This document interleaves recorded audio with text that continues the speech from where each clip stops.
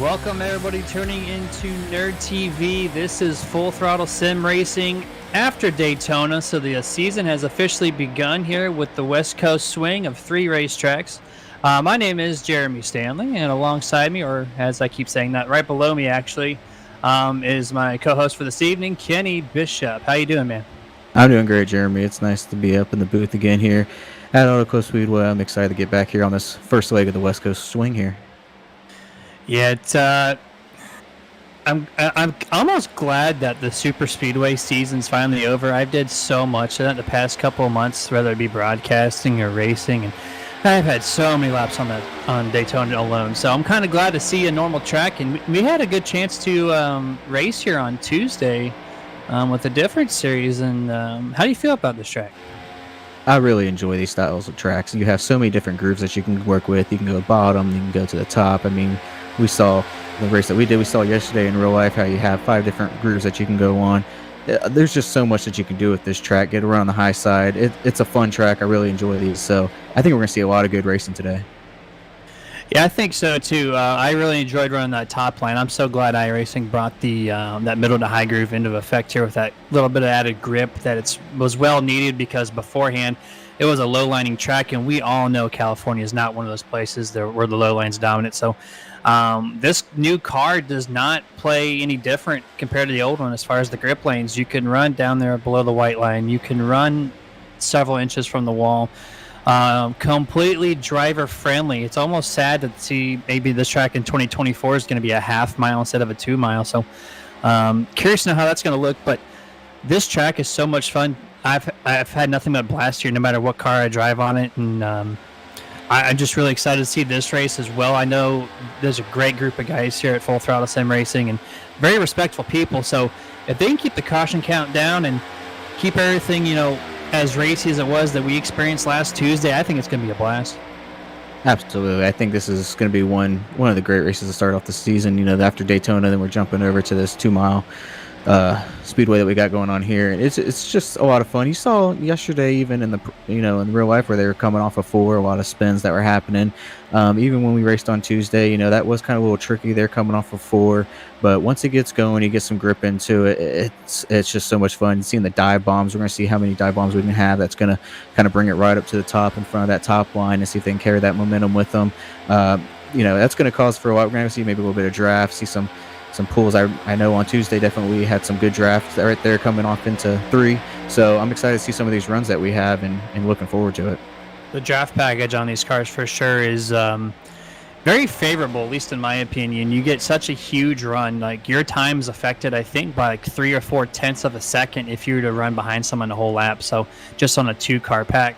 So plays a huge part into the racing. So you might see a little bit of kind of a Daytona-esque pit stop strategy where you see a couple cars come down at once, because I truly believe if you're by yourself, you might not have the best time exiting pit road by yourself. But and as far as those dive bombs too, yeah, the slide jobs on this track, because if you're on the top line and you have someone that's kind of fast on the bottom, they throw it in there so deep, and you have so much space to the top side of the track that you can make it stick. You just have to watch your exit on the inside, so we'll definitely see some of that tonight.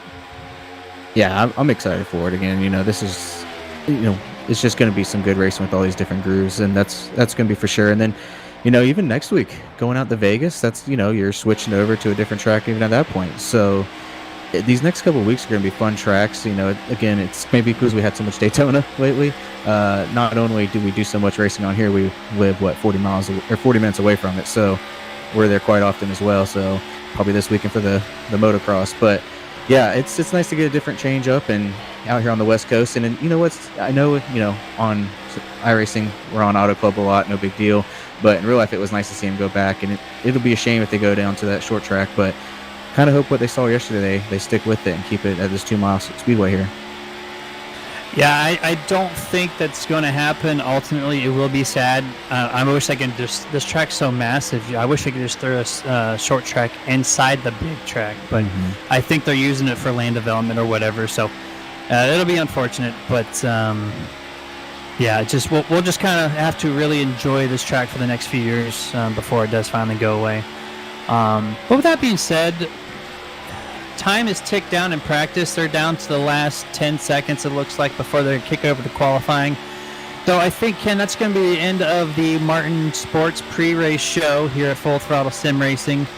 Let's get these cars on the camera and bring the action to you instead of seeing our mugs, right? So, hopefully you guys enjoyed. That was the Martin Sports pre-race show presented by Nerd TV for the Full Throttle Sim Racing series. This is the Cup Series. And, as they're doing the qualifying here, we would like to give some thanks to everybody that brings the Cup Series live to you guys every Monday night, 9 p.m. Eastern Standard Time to Nerd TV, which big shout out to the league, Full Throttle Sim Racing, premier sponsor of the Cup Series. Great group of drivers, as you've seen for now the first 2 weeks that we've presented it to you guys, and they've been around since 2006, and some of these guys have, stuck around since the beginning of time, and that's a long time for any type of league to run 16 seasons. So I highly recommend these guys. Awesome people to talk to. You're seeing it on the track. They're very good at what they do. Please, sign up, register. They have 5 series across the board, Monday through Saturday. So that'd be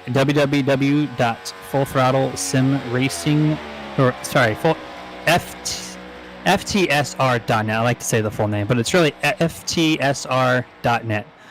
Then we have Sim Racing Points, the official presenting series sponsor of the Truck Series on Wednesdays, and the sponsor of the official results, which will be presented to you later tonight after everything's all said and done.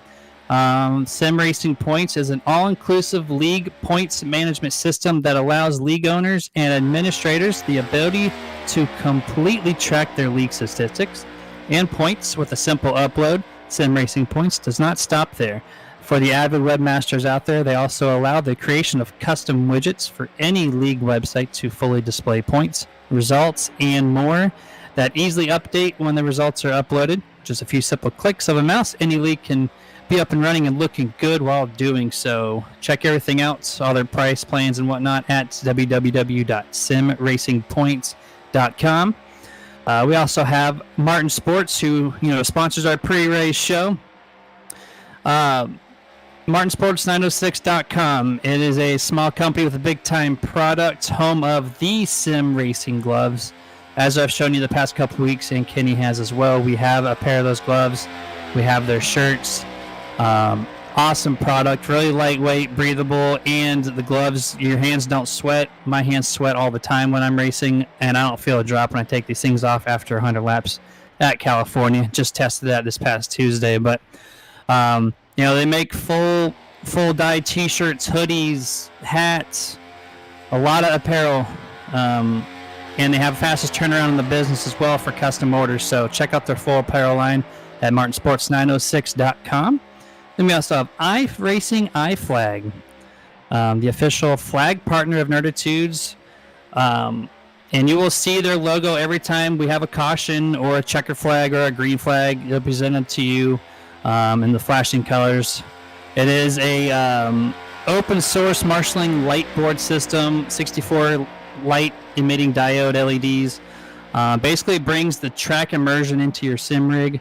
Those flashing lights you see on the catch fence in any short track or major track, it brings that feeling to your house. It's really bright, hard to miss. Keeps your focus on the track because you don't have to look for the little flag or hear your spotter call out for a caution or black flag, whatever the case is. That product does it for you. It's an amazing thing to have in your sim rig.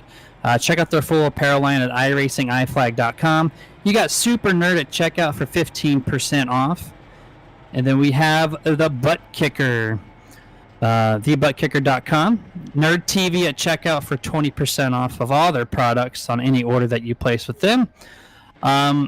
They have innovative hardware and software designed to give passionate gamers a deeper level of gaming immersion.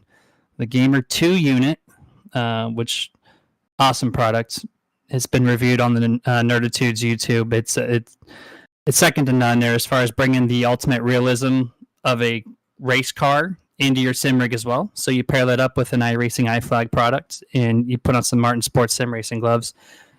You're basically in the car. It gives a sim racer a haptic transducer, which easily attaches to any center post of a gaming chair or sim rig, and it gives you that much needed feel in the car that drivers really need to perform at their peak performance. See their entire product line at thebuttkicker.com. All right, Kenny, we got just a few seconds left in qualifying. I think it's time to start off with the running order for tonight's Auto Club 200. Yeah, definitely. We have starting on the pole here. Looks like Casey McMullen took the pole spot. In second place, you have Brody Hanna. Starting third, James Wallace. Fourth is going to be Richie Coy. Fifth is Sherwood Wilford. Sixth is Josh Johnson. Seventh is Shane Pipala. Eighth is Chuck Sweetening. Ninth is Bobby Rafferty. And starting 10th is Brandon Elder.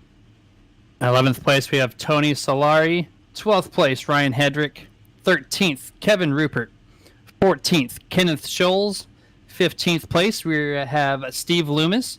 16th will be Rob Shoemaker. Starting in 17th place will be Joshua Mayhew.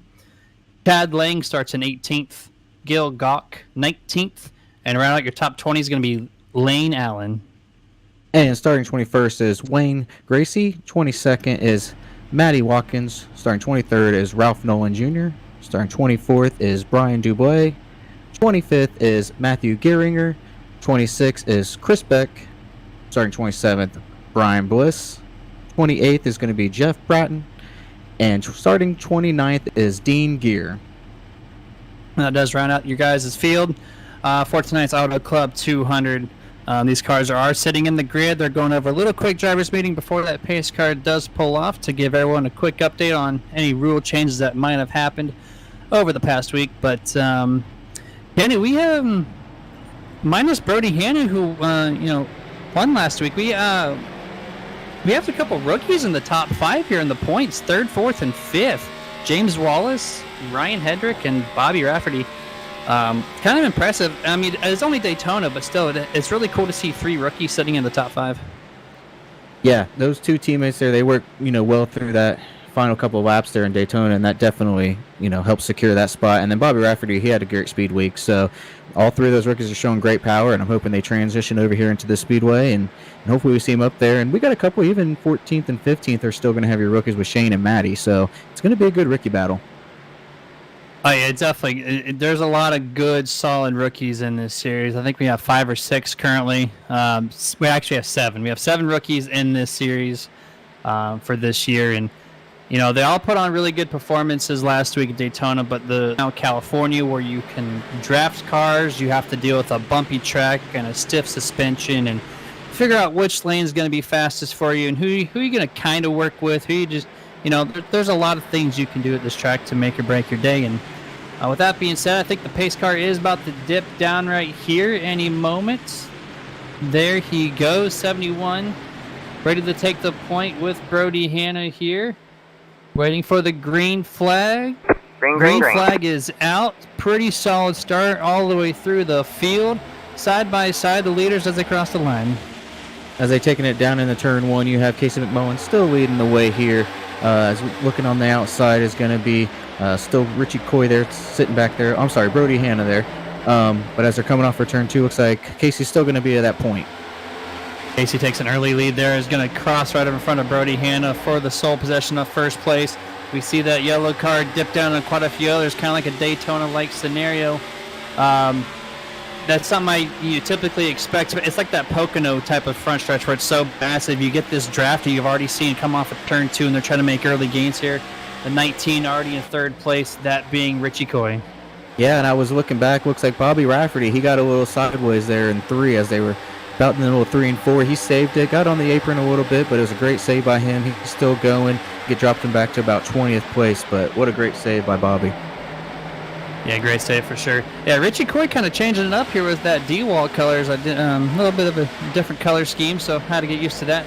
Richie Coy sitting in 3rd place. He's running the charge there on the bottom with just a couple cars, but as we saw Tuesday, Ken, and for the most part of the actual race on Sunday, they're running the high side until this corner. Right Here they go. Oh, 75 it looks All right, like. man. Caution 2 is out. cars, Caution Tony is out. Solari and the blue, and I think there's a 3rd and 4th car involved. Oh, they're still hitting them. Oh.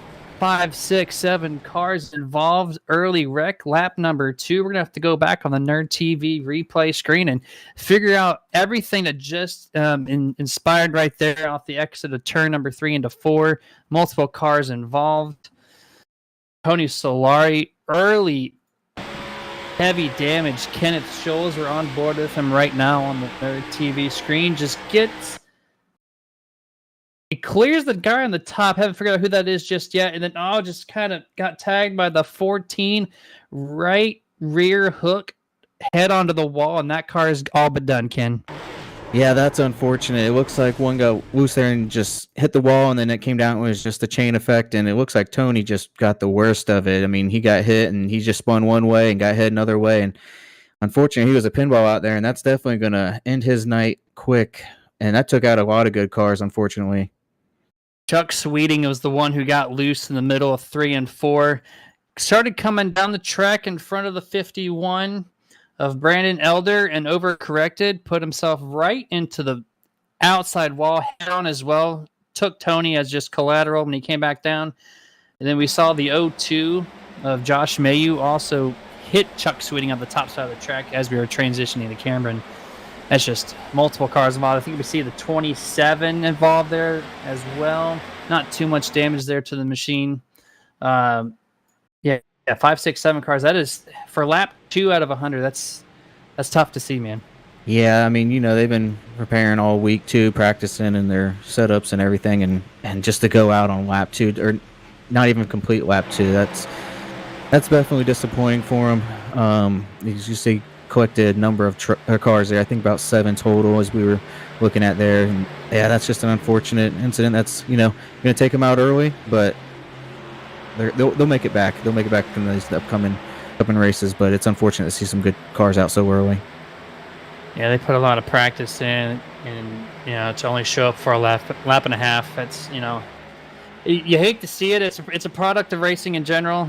You know when you hop in these things, you have that potential of it happening, but still tough to see regardless. A couple more names to mention too involved in that wreck. We see Wayne Grassy there in the number 7 Pennzoil Chevrolet. We see Brian Dublé in the 37 Chevrolet. Those cars kind of like got the tail end of the wreck, but still got a decent amount of damage. So we see them all on pit road now, getting the repairs done. We got about just over a lap left on the pace lap, but this track's pretty big, so you have a little extra time to get these cars repaired. Hopefully they get them all, the ones that are still currently running, hopefully they get them repaired all the way. Yeah, they definitely have some time, so that's good. There's some that's got a little bit of damage on there. Just kind of see how much they can fix of that and get out there. Maybe you get a couple more cautions, fix it a little bit more, get out there, and eventually, get up the running pace. Might not be top notch, but at least you're up there. Some of those, unfortunately, they might just be getting back out there for points, and then there might be some that's just done. But we'll get some back up there. That's almost to full speed, so that's nice. Like you said, the 7 didn't look like he had too much. Bobby Dublé, he did have, he was missing his rear bumper, but who needs him? So we'll see what they do once they get up the green. About to have a true test here. I saw some of the damage physics from Daytona where you didn't have to have a hood and you can still compete. So interesting to see if you don't need a bumper at California and still compete. We'll find out just about a half a lap here or so. But yeah, I mean, if you can have a wreck on lap 2, get that car repaired as best you can, get it on track, and what's not to say that a wreck's gonna happen on lap 4 or 5, right? And so if it does, then maybe someone else gets knocked out, and then that guy that has the damage that's turning the laps all of a sudden picks up a few spots, which could play a big part later on in the season.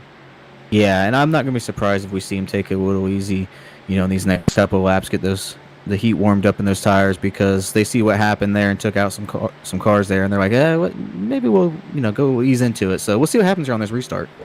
Yeah, notables here, Chuck Sweeting at 75, who originally caused that wreck, and Josh Mayu have both disconnected from the server. So 2 cars that definitely won't be entering back onto the track tonight. But that being said, green flag is out right now. Casey McMullen to the point once again. Gets a pretty decent launch there over Brody this time around. He's going to clear him, I do believe, before he gets to turn 1. And that restart there on the bottom is going to be the preferred way, because you have options to go low or high. And If just like what he did on lap or the first restart, rather, he's going to just pull up high in front of Brody early on and lead the charge on the top. Yeah, that's the preferred stars down there on the bottom side. You just get that, that run going into the turn and go high or low. But what I'm going to look out for too here is when those cars start coming in from the bottom to the top side and they're just a little bit slower, not having that movement on the high side, you're going to see a little bit of those checkups. And we saw a little bit of that there on lap 1 and lap 2 where some guys were dipping low to make the pass or checking up, which is going to cause a little bottle. So, but as we see here, Brody here looks like he's going for a lead as they're heading across start-finish. Brody's trying to lead the first lap tonight. Did not get it that time around, but he's going to clear Casey McMullen into turn number 1, sole possession of first place. And it looks like Josh Johnson there in that 57 running midline in third right now. He's, I think he's going to have something here for him here soon if they keep racing side by side, because this track, if you see Casey McMullen go back to the bottom of Brody Hanna in the middle of the backstretch, this track eats tires up. So if they keep doing this, Josh Johnson's sitting pretty. Yeah, he's going to be see you later, boys. But as we see behind them, too, is even you got behind him, you got Sherwood Wilford making a nice little pass here to get into the 4th place here as we got some little battling going on in the back there. Richie Coy, he's trying to fight his way through, looking high and low as well. So we got some battles mid-pack. Yeah, it's, the back of the pack actually is pretty racy, as you're just calling it. And we see 3 wide right now with the 47, 2, and 14. That quickly gets diverted. The 2 gets shifted to the back of that 3-car pack there of Rob Shoemaker. And now they're just side by side. 14 leading the charge at the bottom. He got a pretty good launch there off of exit turn number 2, that being of Lane Allen in the Mountain Dew Camaro. Goes side by side with the 99, clears him as well. Looks like Lane Allen's got a good fast car here. Yeah, he does. That was a nice little pass on the inside there. And I'm here, I'm looking at Matty Watkins' car, and I'm digging the superhero scheme that he's got going on with the W. I don't know if that's a little bit of himself as Superman, a little Matty Watkins, but he's going to hopefully charge his way up to the front as he's sitting on the high side right now, sitting in 12th place. Yeah, that car is definitely looking pretty cool. Almost a flat black skin with the superhero on the side. That could be him. I'm not too sure about it, but the car's looking pretty good. Right behind him, you got a little dicey there. About 6 or 7 cars in total in this pack. 22, I do believe that is, right on his tail end of Bobby Rafferty. 27 or 77 rather. Excuse me, it's hard to read with his name right in the middle of that number like you typically see in a dirt series, but he's going to show it off here in the Cup series. But this car is looking pretty good too. I'm going to cycle back to the front here, just check on our leaders, and looks like Casey McMullen has pulled away from Bobby a little bit, and Josh Johnson, who I mentioned, around that middle to upper groove now, is going to be making a pass here on Brody if you can get him on turn 2. So close, Brody almost cleared him, but a good launch there off of turn 2, and I think Josh is going to be looking nice and pretty here getting to turn 3. Yeah, I've been watching this front pack here, and Brody's he's getting a little loose coming off of turn 4 and turn 2 there. He's kind of, as he's coming up, he's getting a little sideways, nothing too crazy, but definitely let Casey pull away. And it's actually like an 8-car pack that's kind of broken away here, and then you got another little 7-car pack behind them. So we got 2 different ones, but there's definitely some jostling going for that second position. But I believe you were correct on calling that last one as Josh Johnson's kind of making his way to the front there. Yeah, we noticed on Tuesday that the bottom lane was getting kind of loose with all the bumps and whatnot with this car. So with that stiff suspension, there's less of a there's less forgiveness in this car. Your braking point of getting loose or tight it's a lot thinner. So these tires have to warm up, and they're about to that point to where the car's gonna start feeling a little more comfortable. But early on, I think Josh Johnson in the correct position there, being on the top, not have to worry about getting the car getting loose. Looks like his tail end slipped out just a tiny bit, but able to keep it going straight, and he's actually pulling away still even after he got that loose, because you can really see that speed that's on the exit. Yeah, and you can see these cars, they're all kind of just riding together in that one little pack. They're not too far apart, but just enough where they're keeping up with each other. We saw that going on yesterday and as well as on Tuesday, where got a little, he's going to save on the bottom there. That was a great save by Shane, I believe. Shane Papala there on that save. That was nice. Shane Papala, hell of a save there. He got door checked by the 33 of Sherwood Williford. Just kind of pushed it up too high. I don't know if he didn't realize there was a 3-wide scenario, but just tagged that left rear where the tire sits, basically. Sent him to the infield, but hell of a save. As I was just mentioning, these cars are, that braking point's a little thinner than it was in the Gen 6 cars, and that was just an excellent save overall. He's able to keep it going. He lost 5 or 6 spots, but no harm, no foul to the body. No, and as we see here, Brandon Elder, he actually jumped his way up into the second spot here too, as they're battling up at the front. As we see Shane as he saved it there coming off a 2. That was a nice save, but that helped Brandon. I don't know if they slowed up, but he's now in second place as trying to catch Casey if he can. Yeah, Brandon, poking his head out there. He just came out of nowhere. I think he was like 5th place just a few laps ago, and now he's in second, leading the way. And as he dives it off into turn number 3, he can see how much momentum. Look at that, just 3 or 4 car lengths just pulled over Brody Hanna there from the bottom lane. That car is on a mission. I know the pit strategy, or the pit window rather, is about 30 laps or so, and hopefully he's able to keep his tires in a good condition as well, because when you do that, throw it in so deep like he is right here, that really eats the tires away at a track like California. Yeah, he's been on a rail ever since that little hiccup there, so he's trying to get in as he's closing in on Casey. We might see a new leader, but like you said, hopefully he's not burning up his tires, because we'll see that lead change real quick. But as he's going here on the inside of Casey's got that preferred top side right now, but I don't know, that 51, he's been diving it on there on the inside. As there he goes right now for the lead. He's probably going to pull up just a little bit, get that nice run off of 2, and kind of sail away from Casey. Yeah, there he goes to the point. Casey's just going to fall back in second. It's a little bit of a run here on the exit of turn number 2. Doesn't get all the way to the bumper, though. Realizes, just take care of his stuff. He lets up early in the corner, goes to the bottom of the track. And you see the difference in line there. Brandon Elder kind of enters the second lane and then lifts a little bit more, maybe even a slight brake tap, dives the car to the bottom. And you see Casey, though, he just takes a nice sweeping corner right to the bottom early. So that, just the 2 lanes alone, you can see multiple grooves happening. Yeah, and just behind them, you can see the 33 of Sherwood Williford. He got a little bit of damage there on that right side from when him and Shane came into each other. Doesn't seem to be slowing them down, though, so, get in the pits, get that fixed up. But there's a little battle even behind them I was watching with Richie and James. They were going back and forth, and Richie got the best of them there. But Richie looks like he's got a good car, too, that's finally coming in on this long run we got going here. Yeah, DeWalt Ford Mustang looking pretty strong, I would say, as well. Looking to crack the top 5 here.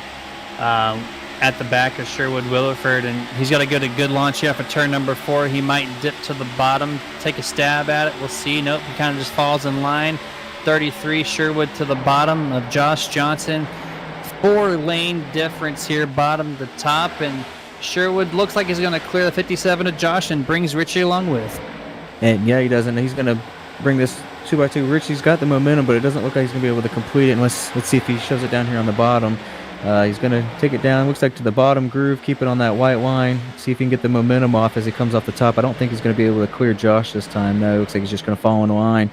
But these two are battling pretty good here.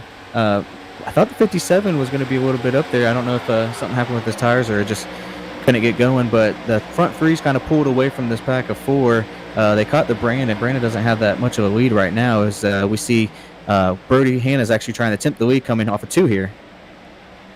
Yeah, Josh Johnson had that had a little bit of momentum when the 2 leaders of Brody and Casey were just going side by side trying to pass each other and allowed him to do that. But since things filed out, it kind of pushed him back. He's got some right front fender damage as well. But we see Brandon Elder being passed right now by Brody Hanna. He's going to almost take the top spot, but Brody with a really low exit off of turn number 4 really kind of choked the car up there on the bottom. It's going to allow Casey and Brandon to kind of draft and keep to the door panel of the 23. Let's see what happens in turn number 1 and 2. Brody looking pretty strong on the bottom. I think Brandon's going to get a really good launch up for 4. But no, he had a check up, actually. He was going to get close to that wall, so that's going to allow Brody to slide in, take first place all by himself. Yeah, I just slid right in place, said, yeah, I'll just take this right from you. Thank you very much. And then trying to soothe off into turn 3 there as we see a little bit further back, Sherwood. Got a little under attack from James Wallace here as well. So they're still dicing back and forth between these 2 little packs. So a lot of good racing on the track right now. And, as we see further back, they're kind of single filing it out. But there's even in the back there, you got, looks like Bobby Rafferty's got a little bit of damage too as I'm looking back through the field. So we're along going this right side of his car. I don't know if it hit the wall or another driver, but he's also got the same kind of damage that 33 does as well. Yeah, I mean, it's one of those tracks where if you run that top side, you have to be, kind of like Darlington, you have to kind of prepare for the consequences of running up top. And if you try to overdrive the exit while you're on the top, those walls, especially off of turn number 4, they come at you quick. So that might have been something that happened right there, but, trying to explore the line. But yeah, Josh Johnson continues to fall back as he made his lead charge here. The tires probably did kick over, but looks like we have Williford still trying to make a good push. Oliver Tawerchikoya is currently in 4th place here. Then the top 3 right now, we see actually 2nd and 3rd place Brody Hanna and Casey McMullen back side by side. Yeah, and you can see right here on the Nerd TV, you can see that damage there on Bobby Rafferty's car. It's got a little bit of that side pushed in, but yeah, I mean, it's not a Darlington stripe, but what we call an Auto Club stripe today. Got a little bit of that going down the whole side, and even behind him as well. He looks like he hit the wall as well as Jeff in the 55. He's got a little bit of damage on his side, so looks like everyone's giving a little kiss to that wall today. Yeah, it's bound to happen at this track when you kind of run the top side, like I said. So you see another pass here for Casey McMullen and Brody Hanna. They are going back and forth since the drop of the green flag, essentially. This is probably the 5th or 6th time since they passed each other. And Brody had a huge run, and the 51 actually had to do a checkup, and that's going to give Brody a good shot at taking first place here. Casey pushing the 51 of Brandon Elder down the back straightaway, shoots him off into turn number 3, and they are side by side for the race lead. Yeah, this is a nice battle between these leaders. I mean, this is some good racing where we're using all lanes that we can see. You have they're using the top to the bottom, and it's just kind of like they're doing a little run back and forth. Just playing with you. All right, you take the lead. Okay, I'm going to take the lead. And this is great racing that we're seeing up in front as, Brandon's going to take the high side again, try to get a run, but looks like Brody's going to get that low side momentum, see if he can clear him coming off of 2 here, but Brandon's got that high side momentum. No, looks like Brody kept it down again, so kept it well. We're coming up on a lap car. I imagine he'll get out of the way here because these two are coming in a hurry. That being the number 12 of Matthew Geringer. Running the top side of the track right now, kind of out of the way. I'm surprised that the leaders have chosen to run the bottom for the most part, unless you're the 51 there, Brandon Elder, who's got his own little middle lane there. I do know that really top lane is also pretty productive if you can find the right lane around it, but you see Casey still pushing Brandon around the top side of the racetrack here, and that's going to propel him once again over Brody into turn number 1 here.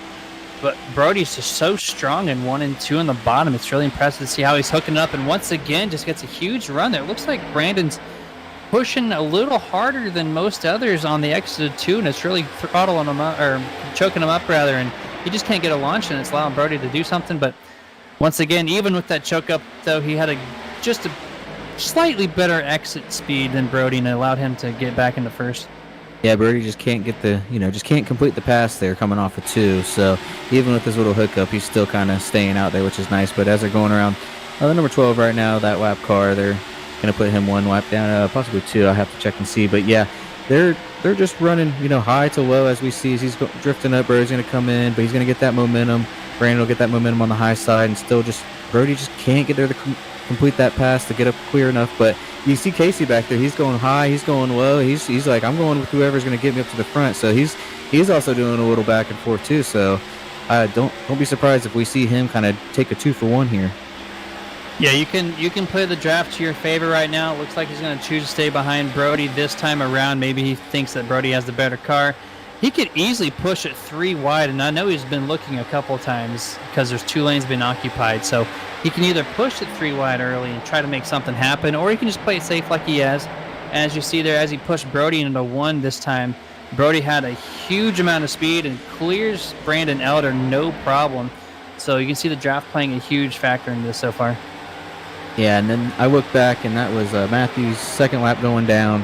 Him and Wayne, the number 7, they're both 2 laps down. And then we had a total of 6 cars that actually ended up, unfortunately, being out of the race. They have disconnected. That would be the 37 of Brian Dubois, the 4 of Chad Wang, the 02 of Joshua Mayu, the 11 of Tony Solari, the 91 of Kenneth Schultz, and the 75 of Chuck Sweetening. So, unfortunately, they are done for the night, Jeremy. But let's see what we got back to at the front. Yeah, Brody actually going to the top side of the track now. They kind of swapped him and Brandon Elder. Brody with a huge launch there on the exit of turn number 2. Casey McMullen glued to the bumper of Brandon Elder this time. And Casey, once again, we saw it last lap. He's going to try it again, run the bottom here of the 2 cars in front of him, rather. And he just, as he comes up to turn 4 exit, just can't get it going. But looks like Brody got a little checked up there as he kind of overdrove the exit of 4, and it's going to allow Brandon Elder to try to take back over into turn number 1. And as Brandon Elder heads down into turn 1 on the inside, you see Casey McMullen right there behind him. Casey's still trying to find that fast line of whether it's high or low with them. As we see it coming off of turn 2, looks like Brody's going to get the momentum as they head down in the backstretch here. They're just going to fall in line, catch that draft as they head down into turn 3. The one that I'm still going to watch Casey this whole time, as we're on board with Casey right now on Nerd TV. He finished 3rd in this race last year. He's sitting here in 3rd again, like, no, this is not going to happen again. So, he's fighting for that top spot. As we see both of them are trying to make a move here on Brody. Looks like Brandon might clear him as they're heading off into 1. Driver, what you got down there? Yeah, I think Casey is in that mindset of 3rd place is not going to be good enough this year around. As you just mentioned, and he's actually playing the patience card really well, and it actually benefited him right there as he just passed Brody and Brandon in the same 2 corners, or at least almost he cleared Brandon, that is. Looks like Brody's going to push him down the backstretch entering turn number 3, but right now Casey, I think he has the freshest set of tires. He's just been playing, like I said, the patient card, and I think it's paying off as these guys are finally starting to get these tires a little too overheated, as opposed to Casey, where he just, he can do more with this car in different lanes and make things happen.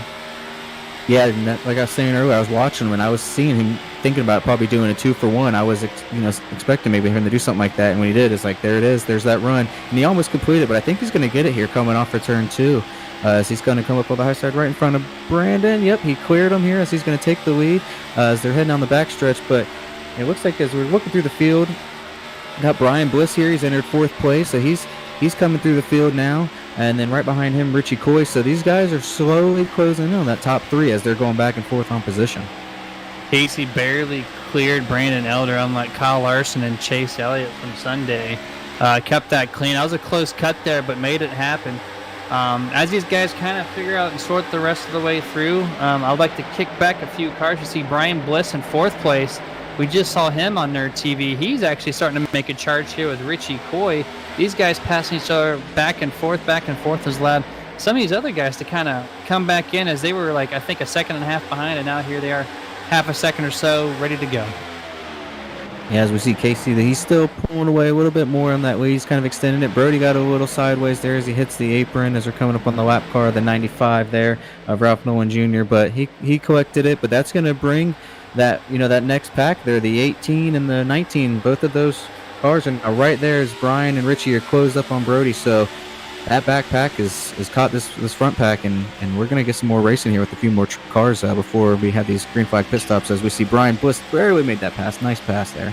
Brody almost got to the back of the 18, driving into turn number 1. It looks like he tried to do that below the white line around turn number 3, that being Brody Hannon.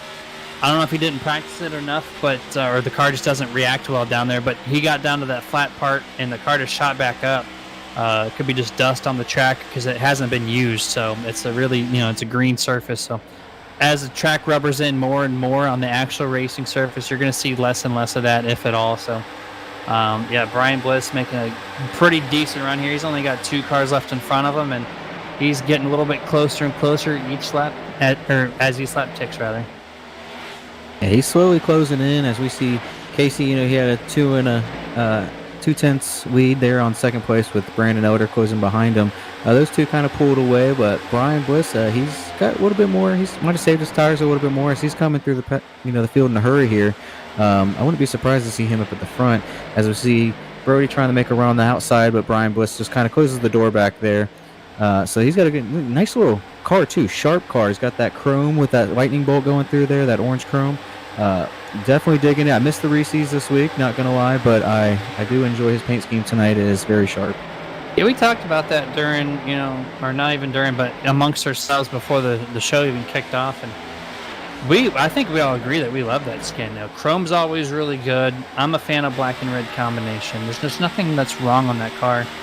We see James Wallace, currently 6th place here, highest running rookie this season, about to crack the top 5 over Richie. Richie kind of dries it up a little early on 3 there. It's going to check him up. James Wallace is going to get a good launch off of exit to turn number 4. And let's see if we can get inside the top 5. Yeah, it looks like Richie Coy's going to make a little push. He's got that momentum on the high side, but it's close as he's getting that pull there on the inside, using a little bit of that side draft maybe. But as they're heading down in turn 2 side by side, got Rich up on the tie side, but it looks like he's going to actually lose that by James Wallace. It looks like he's going to be pushing, just kind of pull that right up in front of him as he takes into that 5th position. And then further on back, it looks like we got a couple here just kind of single and fine. We got Sherwood, Lane Allen, Ralph Nolan Jr. Can't get that name there. And then you got Shane Papalo in 9th place. And then 10th is going to be Ryan Hedrick. So that's going to be your top 10 there as we're kind of going through the field. But there's still some packs back there racing, Jeremy, outside the top 10 as well. So everyone's still fighting pretty hard back there. Yeah, we see Shane Papala in 9th. That's your second highest running rookie in the field here. And he's got a really clean car. He did a really good job at Daytona, controlling the lane there at the bottom for the most part and doing all he could. And he's running a really respectful race now inside the top 10. That's all he needs to do is, show his name out here. And if you run top 10s consistently and help out with people, you're going to get nothing but respect, which a lot of these guys do have for each other in this field. But kind of just cycling through the field here as well. Everyone's just pretty single file for the most part. Pit stops are soon to be coming. I'm not sure exactly what lap, until the fuel is out, but everyone's just kind of doing their thing. I'm going to kick it back over to the leaders because we see Casey McMullen kind of getting to the back of Brandon Elder. Went up to the middle groove to try to find something there, and we see Brian Bliss as well right there at the back. So it's just a moment of time before we see him maybe go to second or first place. Yeah, they're kind of just following in right now. Like I said, they're all kind of just spread out a little bit, but good racing. Got these little packs here going back and forth. Brian Bliss is making a pass here on the bottom of Casey McMullen. Is he going to be able to clear him? Not quite enough there. But as he's got that run, you have Chris Beck right there that's in front of him. So that's going to be a lap car there. So we'll see if it's going to, disrupt that high side at all. If they're going to take it 3 wide here as he's staying on the high side. And that might actually help that 18 of Brian Bliss get around the 71 of Casey McMullen as they're heading off of turn 2 here. Brandon Elder still pulling away as they're having this little battle, though. So he's back there saying, fight it out. I'm just going to pull away a little bit. But it's a nice little side-by-side battle they got going on. As we see, got Brody Hanna actually going to come here. He's going to try to make a little gain on these little battles. Yeah, Brian Bliss actually in turn number 1, he got really tight there, and right again there in turn number 3, you just can't grab the bottom. It just shoots right up to the middle of the track road. And I see one car going down pit road. And was that the 51? Yeah, it sure was. It was, as Casey McMullen got in the wall, too, as they came off of 4 at the same time.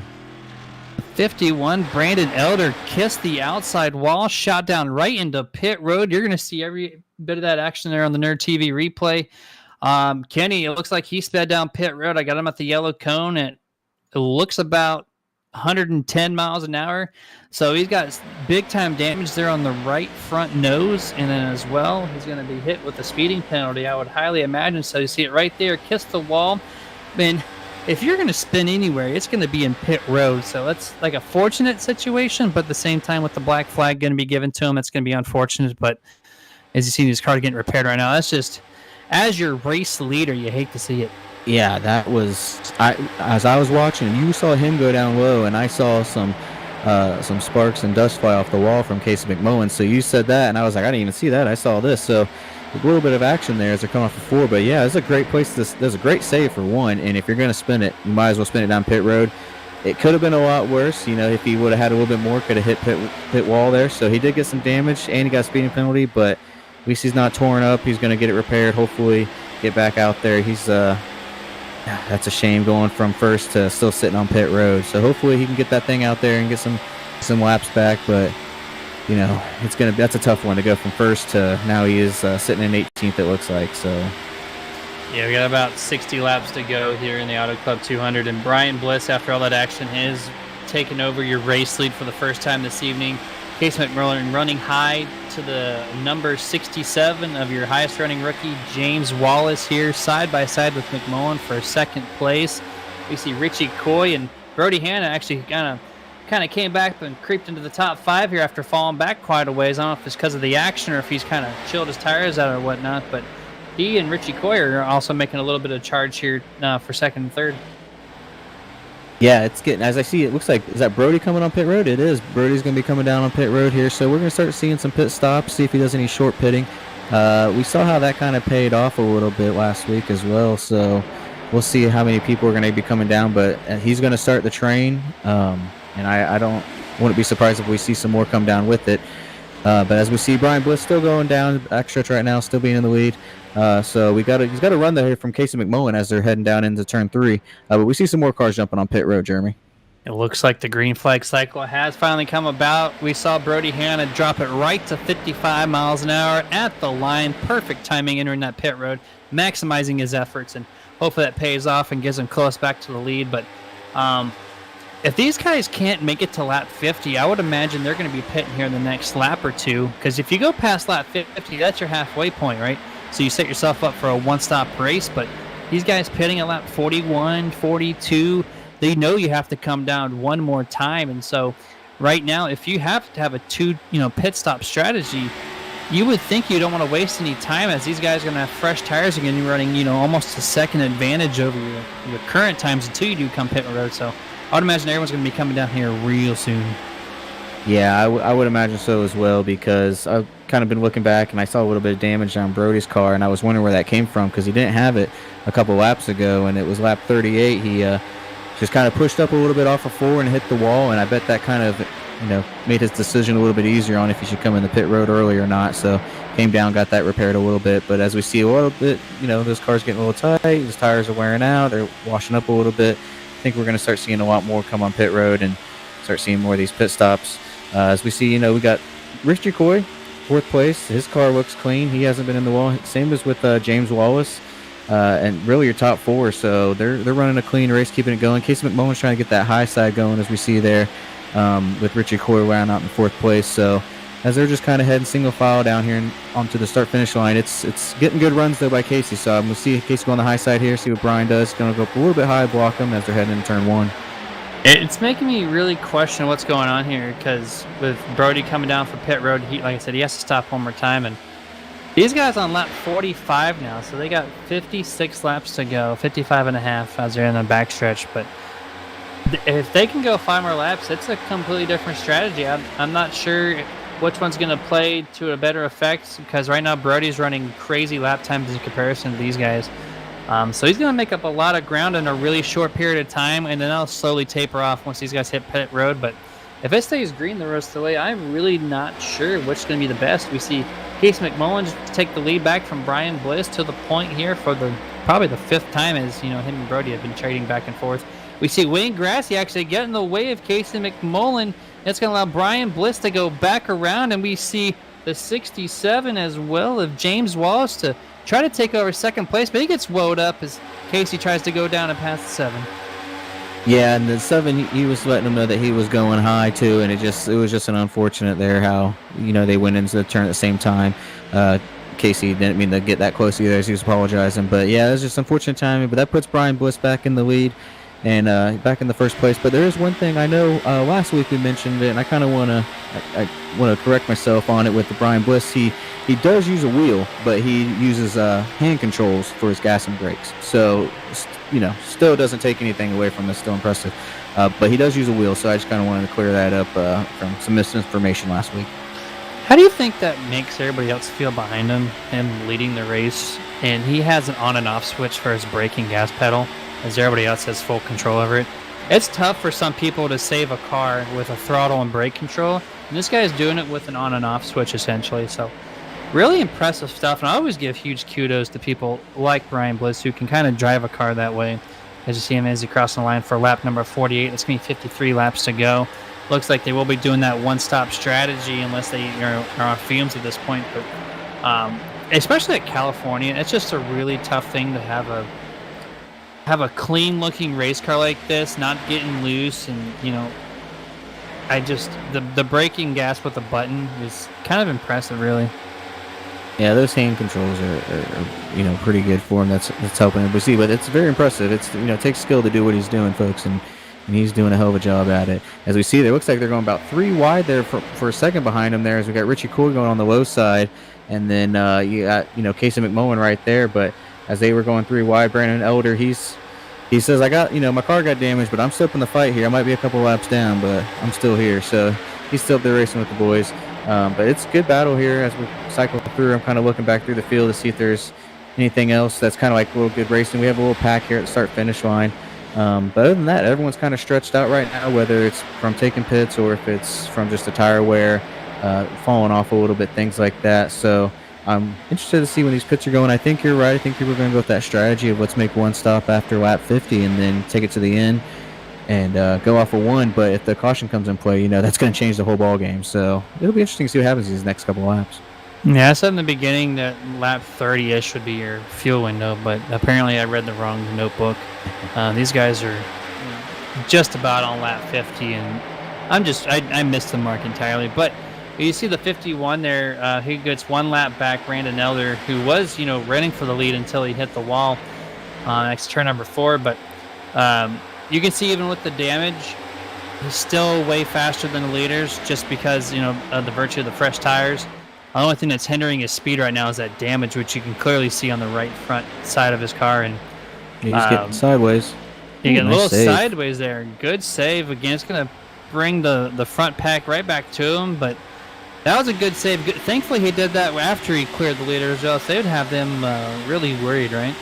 Yeah, that would have been a handful for everybody on that situation. So that was a great save. It's that turn 4 again. Got him that one time before he came into the pits. It looks like he's getting a little loose still, but yeah, that wouldn't have been a good situation in front of the leaders, but he's a good driver, saved that from being worse than it was. As we see the leaders there, got Brian Bliss and Casey McMullen. They're going on the outside, going to take it into turn 3 here. But Richie Coy's making his case. He's still showing a strong suit there, kind of just sitting back and watching as well. So, this top pack is, we see Brandon Eller is actually making his run back, trying to get that lap back once again as they're heading across the start-finish line.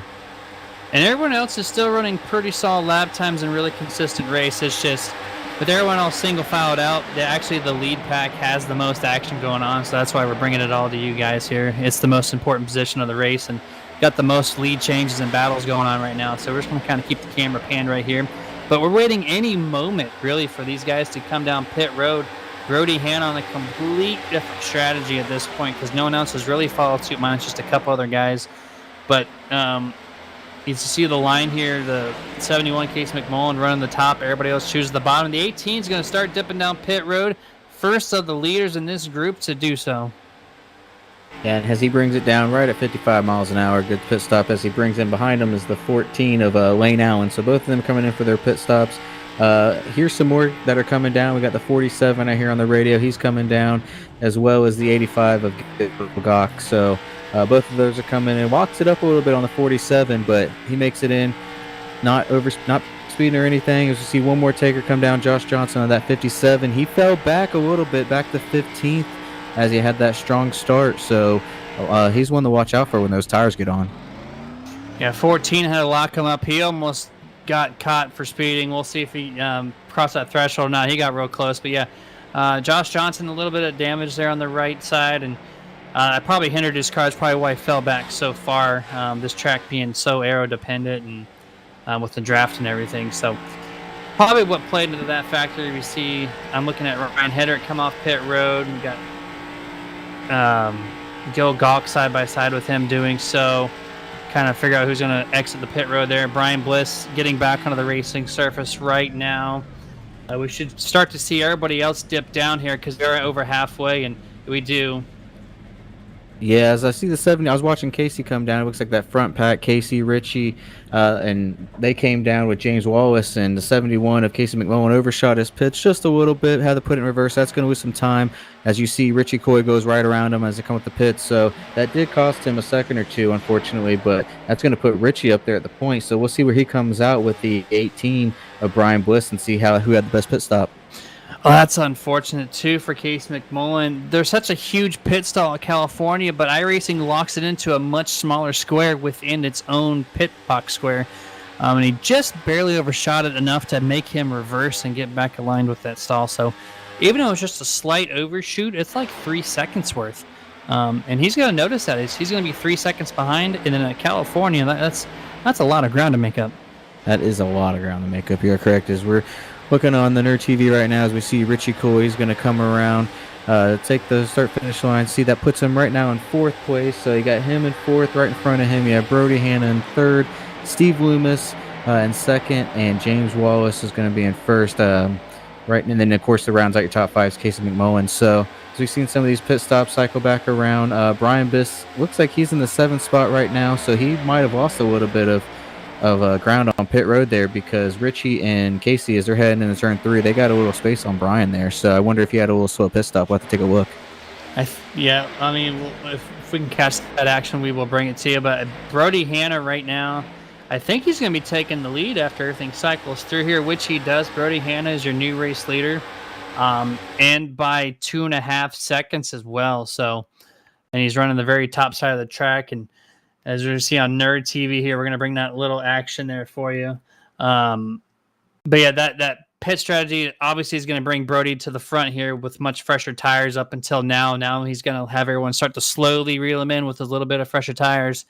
He's going to run the top side to try to conserve what kind of tires he does have left. Gets a little looser on the top, actually, so maybe not so much. But on Nerd TV now we see Brian Bliss. Yeah, it looks like he overshot his pit stop, or pit stall. So same thing as Casey McMullen. He overshot it, and he went a little bit further. So he had to put that in reverse. And yeah, that's what cost him a lot of seconds, about 3 or 4 seconds, like you were saying. Yeah, 14 made some good ground there, as he was one of the cars that pitted, behind 18 of Brian Bliss. And as you see on the Nerd TV screen, he is exiting in front of him. That just goes to show how much time he lost on the track there in pit road. So pit errors sometimes make or break a race as well. It's a team effort at the end of the day, and you got to nail that stop for your team to get those tires and gas in the car correctly. And if you don't do that, then a subtle mistake brings such a big error, especially at a track like California. But with that being said, I think most of the pit stops have kind of cycled through, so we're going to take a short commercial break, and after we come back, we're going to catch the last half of this race, so we'll catch you guys here soon.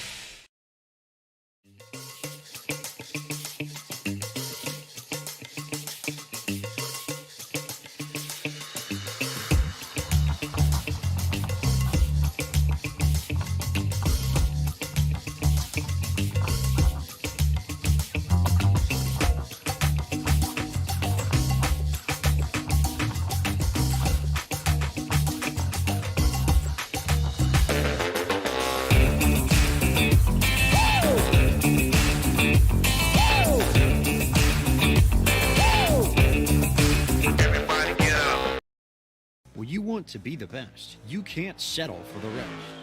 There's a reason that Makoni Setup Shop is trusted by more virtual and real-world tracks and companies than any other setup shop in iRacing. With partners such as Stafford Motor Speedway, the Nashville Fairgrounds Speedway, Five Flag Speedway, Speed 51, and more. When you want something done right, you go to the experts at Makoni Setup Shop.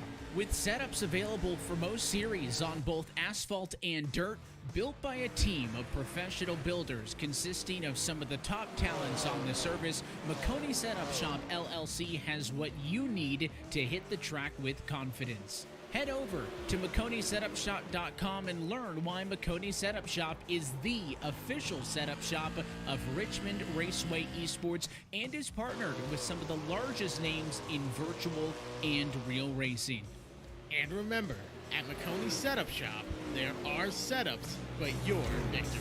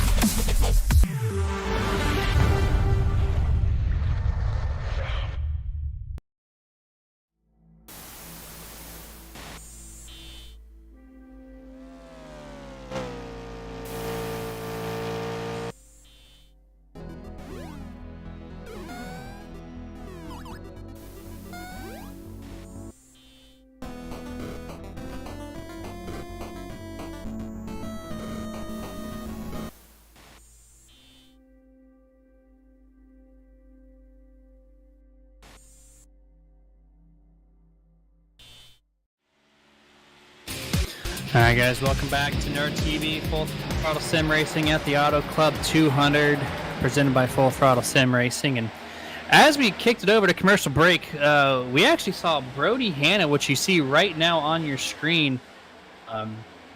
He got loose, entering or exiting turn number 4, and did a very nice job saving it from hitting the outside wall. I think we got the wrong clip there, but he cut through the grass and really made a great save. Did not enter back onto the racing surface and kept it going. I think he's in pit road right now. That's why we're showing him. But if we can catch that clip, yeah, it's in pitting right now. So whenever we get that clip of that replay, I'd love to show you guys one more time his awesome save there off at exit turn number 4 to kind of keep the green flag going, because he could have easily slid up under the racing surface, Kenny, and caused some type of incident. But excellent job. But as you see, that two-stop strategy, he has to do it because he pitted 10 laps prior to halfway. So he's one of those guys who has to make that second stop. And after that spin out, or almost spin out rather, he needs caution desperately. Yeah, and unfortunately, he actually went to overshot his pit stall too, so that's going to cause him some pain there as well. And it looks like, I don't know if he's getting some damage repaired or if he got held for a penalty, but he's still sitting on pit road, so that is unfortunate for him, that he is now going from first, as we see on here on their TV. That nice save that he had, definitely lost some ground on it, ate up those tires a little bit more, so that short pit strategy definitely took an effect. But that's unfortunate, as he's still sitting on pit road right now. But we still see, we got some movers here, as it looks like taking this top spot is Lane Allen, who started this race in 20th position, and now he's battling for the lead as he's in first, where there's a 3-wide battle going on. Jeremy, what do you think? It's a good time to run through the field? Yeah, sure enough. Big props to Lane Allen for finding himself back into the lead for the first time this evening, too, with Richie Coy right on his tail in second place. But yeah, we're going to start with Lane Allen here in that Mountain Dew Camaro. Kind of started in deep in the field in 20th place, and one of those guys who played the patience card and kind of just worked slowly and passed people slowly and did an excellent pit stop, and he's found himself in first place alongside Richie Coy here, which is currently, our last lap was labeled in second place. He did start in fourth. He's been kind of floating there. He hasn't really gotten to the lead just yet, but he's one of those guys that he's going to be there at the end of the race. He's going to find a way, and he's definitely going to show himself. Then we see third place right now currently Casey McMullen, as you know, with him and Brody in the beginning of the race. Him and Brody were side by side, battling back and forth, changing positions over and over. And he just put on a really dominant performance. But right now, it looks like it's checked up here by the 95 as we're just talking about him. That's slowed him up just a little bit there. And then we got fourth place of James Wallace. As I said before, he's your highest running rookie at the moment and putting on a really good show in that Columbia Chevrolet Camaro. Really simple colors, good looking car, and put on for being a rookie and running in the top 5 here at California at one of the more difficult tracks. Huge props to James Wallace. And then in 5th place right now, we see Brian Bliss, and then 18 Toyota Camry, the only one in the field, just a lone guy there. But you don't need a manufacturer team at a track like this. But new paint job, no longer Reese's, showing off Pro Line. And that car is looking really stout. He did lead a few laps there, right around the pit stop strategies. And Kenny, what you got down there for 6th? 6th, you got Sherwood Wilford, as we see. He had a little bit of damage there as him and Shane got into it a little bit. On the couple, started the race here, but he's still keeping up strong here in 6th place. And then speaking of Shane, he's sitting back right now in 7th spot. Shane Papala, he is recovered nicely, doesn't have any damage, don't look like he's been slowed down, so he's kind of just spaced out. He's about 5 seconds back there from the 33 car. And then you look back about 10 seconds past him, you have the 99 of Matty Watkins with his own little superhero. He's got a little bit of damage there on the right front, but I'm assuming, like most of them today, he's been getting into the wall a little bit. Nothing that they can't just beat out over time. Sitting behind him, you have the 47 of Ryan Hedrick. That is another rookie here that is actually tied with James Wallace into the points leaving Daytona. They're tied in 3rd place, so he's trying to keep a nice little run, still inside that top 10. And then rounding out the top 10, we have is Gil Gock, He's got that 85 card, nice and clean. Don't see any issues with him. He's just kind of keeping a nice, smooth race, but he's having a little battle here with the 17 of Steve Loomis, who looks like he's going to go on the inside of him here. And he's going to bring the 55 of James Bratton. Both of them started back. Looks like 15th was the start for Steve, and then Jeff Bratton had a great, he's coming up to 12th place after starting 28th, so that's a great run for him. And then as we're jumping back, continuing through the field, we have the 13th place of Kevin Rubert, started 13th, kind of kept in that same spot. Hasn't really went forward, just been kind of keeping it nice and steady. So another clean car on his as well. So I'm expecting him to make a good run towards the end as well. And looks like Rob here is going to be in the 14th spot. He's moved up a couple spots as well. He's kind of been quiet all day.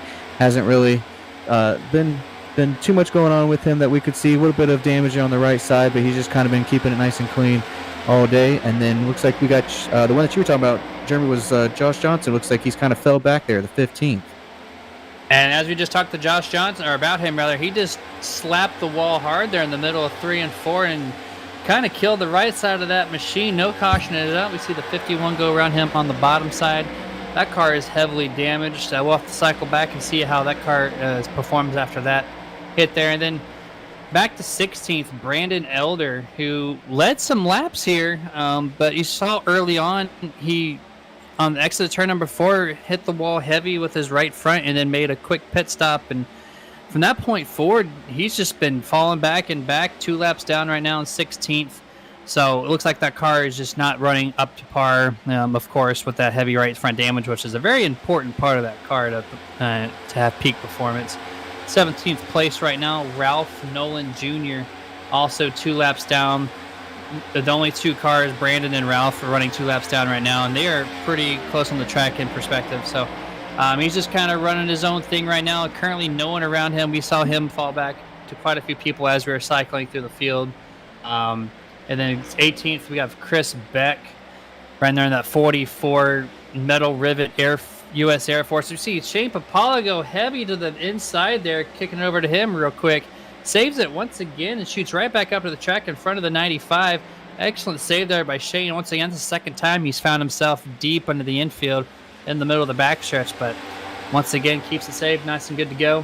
19th place, Matthew Gehringer, who's right there in front of him in the number 12 Worth Ford Mustang. And right front damage once again, that's hindering his car, his performance. He's right now sitting 3 laps down, started 25th, currently +6 on the position count. So, get what you can there. Then Wayne Grassy in the top 20 in that yellow Chevrolet Camaro, the Pennzoil sponsorship.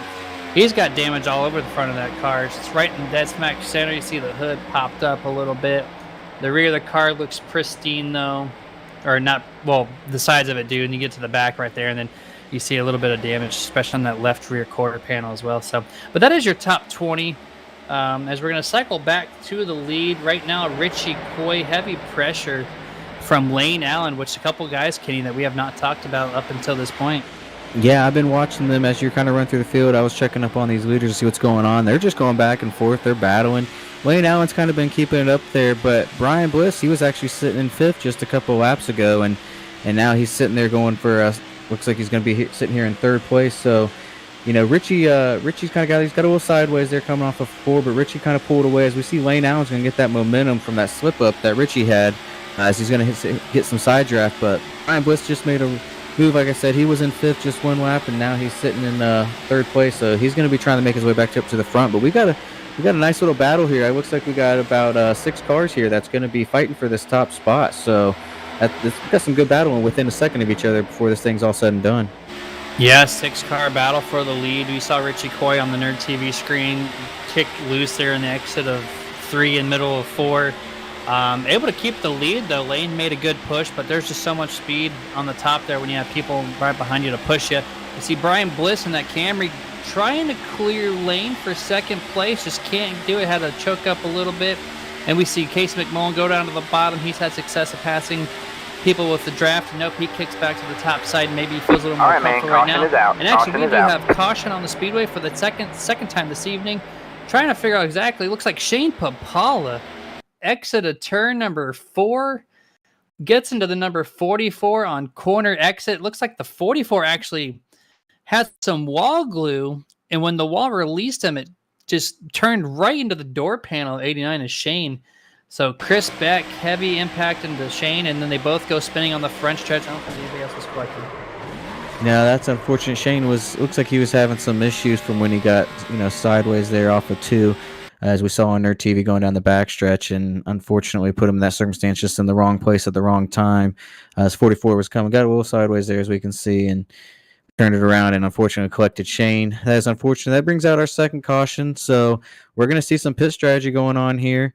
I think, we expect to see what's going to happen once they clear up. I would imagine, go ahead and put 4 tires on it, and not that much fuel. Probably don't need much at all, really, because I think we pitted after halfway, so I think they're good there. So see if anyone tries to take 2 tires, but I think I would take 4, and because we got, it looks like the top 14 are on the lead lap. So if it was me, I would take 4. What about you?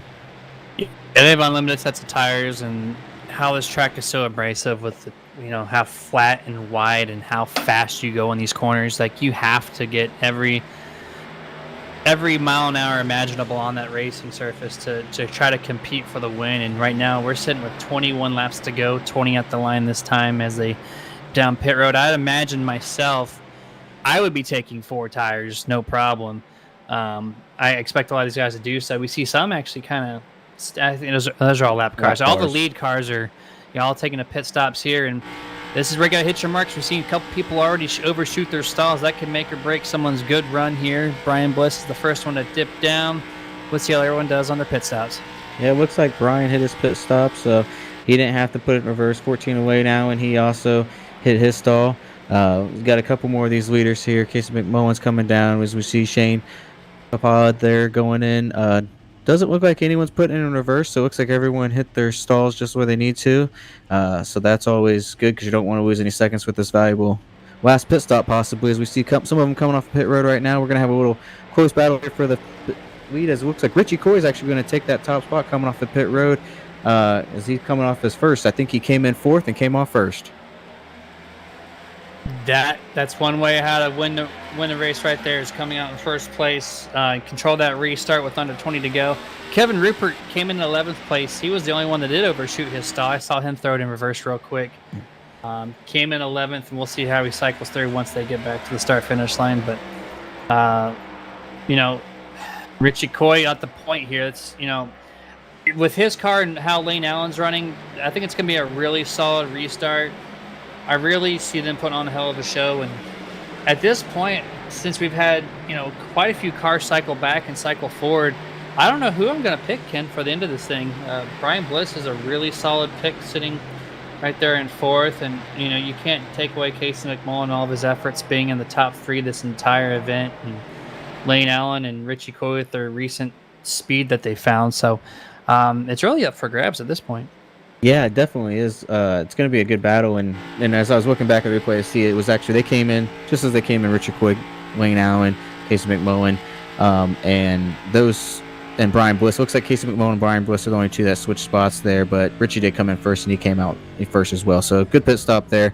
But as far as who to go with, yeah, I'm still going to say it's going to be a close one. I think Casey was my pick, start of the race. He looked strong. He had a strong finish last year, getting 3rd, so he's definitely one to look out. But I think with these, if we have a green flag run here to the end, Brian Bliss's tires might come in, and we see how much speed he has once his tires get worn in. So he's one that's definitely gonna keep an eye on. But Lane Allen, he's been fighting all day, and he's putting on a hell of a show. So it's gonna be a toss up, honestly. Another driver I wanted to mention too, Gene Wallace, currently sitting in 5th place behind Casey, and that car's been bad fast here on the last half of the race so far up to this point, so I expect him to maybe do something. He's had more of a late run car, but with depending on how much gas he took in that car, he might be set himself up for a short run, and if he does so correctly, he might be up there for the front run. But who knows? You've got 18 laps to go when these guys take the green flag, and with this track, you just can never tell. Cycling through, you can see 33 in 6th place right there. Sherwood Williford, he's always running pretty strong in that Timothy Moore's Camaro.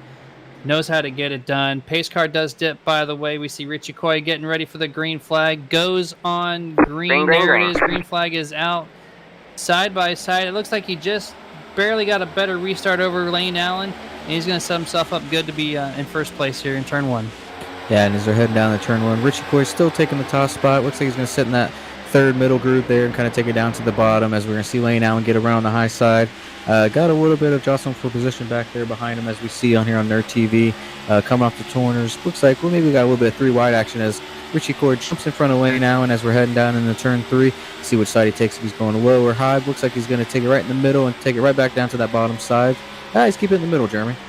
I love watching the restarts at California and tracks like Pocono where we have these really wide straightaways and they all kind of fan out and try to get where they can, when they can early on. And Richie Coy sole possession of first. You see Casey McMullen run to the very bottom there with James Wallace to try to get any amount of time back up possible. We see Brian Bliss step down to the bottom here, currently now in third. Going to make a hard charge to the bottom of Lane Allen, and it looks like he actually might be able to outdrive him on the exit of turn number 2. Brian Bliss headed for second. Yeah, Brian Bliss making a strong showing here on this restart. He's going to be diving it down here. I'm going to see if he takes Lane Allen, pushes it in strong in turn 3 here. It looks like Lane Allen also, they're both pushing it strong, but it looks like Brian Bliss is going to get the best of them as Richie Coy gets a little loose there as we see here. That back end kicked out, and that's going to help Brian Bliss kind of try and take this lead as him and Casey McMullen are going the inside to get that momentum, but that draft behind them there as they're too wide in the back there. Brian Bliss is going to try and dive back down there and take the lead coming into turn 1 and 2. Side by side, 2 rows deep, the top 5 all within a blanket spread, and Brian Bliss goes from third to first and just a set of corners there, and he gets loose on the exit of turn number 2, and Richie Coy's going to go back to the lead, and he's going to try to bring Casey with him.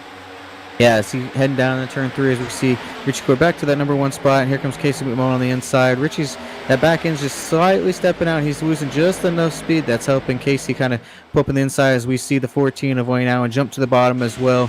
Him and Casey are trying to make a move. It looks like the 71, the 14, those, even Brian Bliss on that 18, those are the cars. It looks like 19 of Richie Coy just needs those tires to kind of come in a little bit as we see a little bit of 3-wire with that lap car there, but Casey McMullen's trying to push it off of turn 2 here and see if he can clear him, but I don't think he's going to be able to this time. They're side by side once again for the lead that lap, but with a complete different set of cars in different positions, and Casey McMullen trying to get back to the lead for the first time in probably 20 or 30 laps. He's going to have a really good shot here. And Lane Allen tags the 18. They both save it. I have no idea how the 18 just saved that. Super impressive stuff there, but that's going to throw him back into 6th or 7th.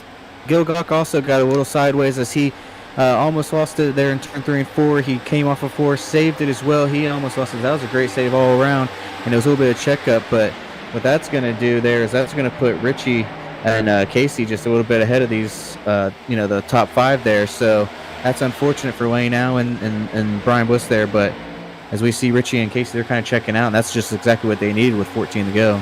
Yeah, that really separated the first 2 cars from everybody else, which that's exactly what they want to see. Gil Gawk actually was preemptive and went to the bottom to avoid any type of potential wreck. And then when he came back up from the apron, his car got loose, and he had to check out big time. Lost several spots. And we're about to see on the Nerd TV, it has everything all unfolded. Right here, we see we're on board with Brian Bliss entering turn number 3. Just kind of looks at the gap, and there's that door check from Lane Allen. And here's Gil Gawk trying to get down, and then once he comes back up, he just, a little loose, saves it. Almost puts it in pit road, cuts the grass for Auto Club, and, thanks to him for that. But great save nonetheless. No caution. It definitely fell back tons of positions, and that's just, and he needs a caution to get back to any type of position that he was in currently. But going to kick it back over to Case McMullen here, your race leader. He's got about a 5 or 6 second or car length advantage over Richie Coy, and with only 11 or 12 laps to go right now, he's in the much preferred position with that big gap between him and Richie. Yeah, he's pushed it out to about half a second there after that last lap, so he's enjoying this little gap that he has.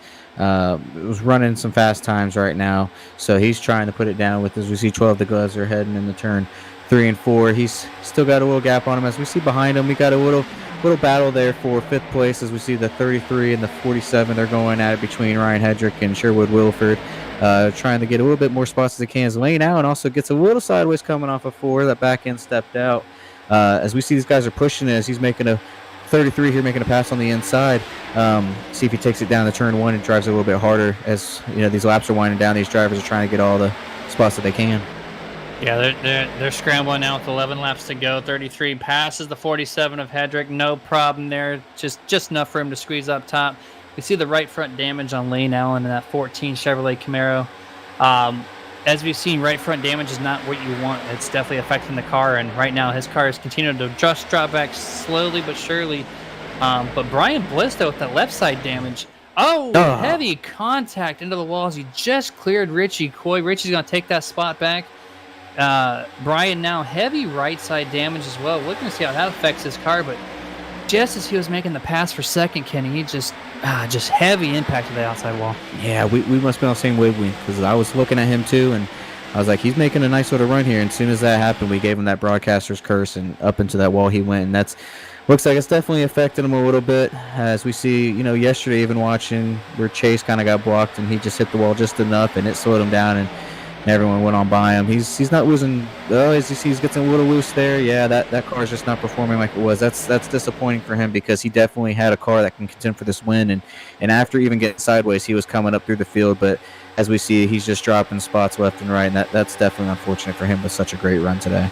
That's tragic, too, because coming out of Daytona, he was in 23rd in points, so he was about to make up a huge amount of positions in the point standings up until that point right there. We'll see if he can kind of recover with what he has, but right now that car is completely out of shape. You see the 47 right now, Ryan Hedrick.